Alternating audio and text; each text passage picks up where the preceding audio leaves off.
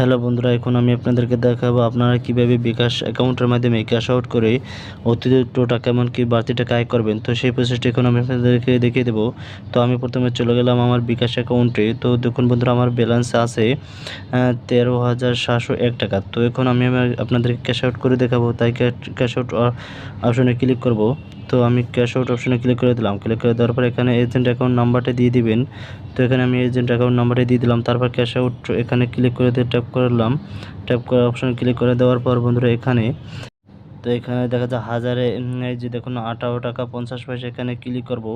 এখানে ক্লিক করে দেওয়ার পর বন্ধুরা এখন আমাদের এখানে নেম যাবে। তো এখানে নাম যে কোনো একটি নাম বসিয়ে দিতে হবে।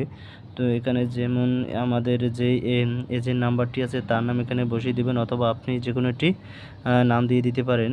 তো এখানে আমার আলামিন নামটি আমি বসিয়ে দিলাম। তো এজেন্ট অ্যাকাউন্ট নাম্বারটি তো এর অপশনে ক্লিক করে দেবো। তো এর অপশনে ক্লিক করে দিলাম। দেওয়ার পর বন্ধুরা এখানে প্রিয় এজেন্টে যোগ করতে পিনে প্রবেশ করুন। তো এখানে পিন নাম্বারটি দিয়ে দিতে হবে। তো পিন নাম্বারটি দিয়ে দিলাম। দেওয়ার পর বন্ধুরা এখানে দেখুন এই এজেন্ট অ্যাকাউন্ট নাম্বার দিয়ে প্রিয় নাম্বারে যোগ করা হয়ে গেছে।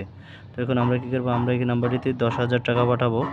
তো 10,000 উঠালাম। উঠায় দেওয়ার পর বন্ধুরা দেখুন চার্জ। তো এখানে 1,000 টাকা পাঠালে কিন্তু আমাদের 149 টাকা কিন্তু খরচ হবে। তো এখানে 200 টাকা খরচ হওয়ার কথা ছিল।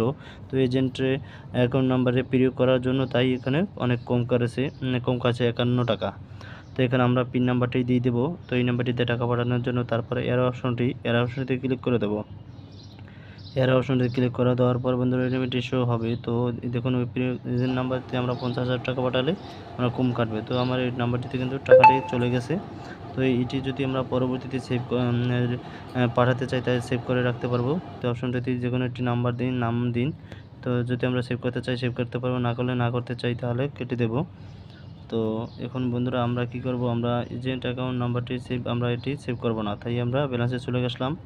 তো ব্যালেন্সে আমরা চেক করব যে আমাদের টাকাটি গেছে কি না। তো দেখুন বন্ধুরা আমাদের টাকাটি চলে গেছে, এমনকি 149 টাকা খরচ হয়েছে। তো এখানে দেখা যায় আমরা 51 টাকা অতিরিক্ত টাকা পেয়েছি।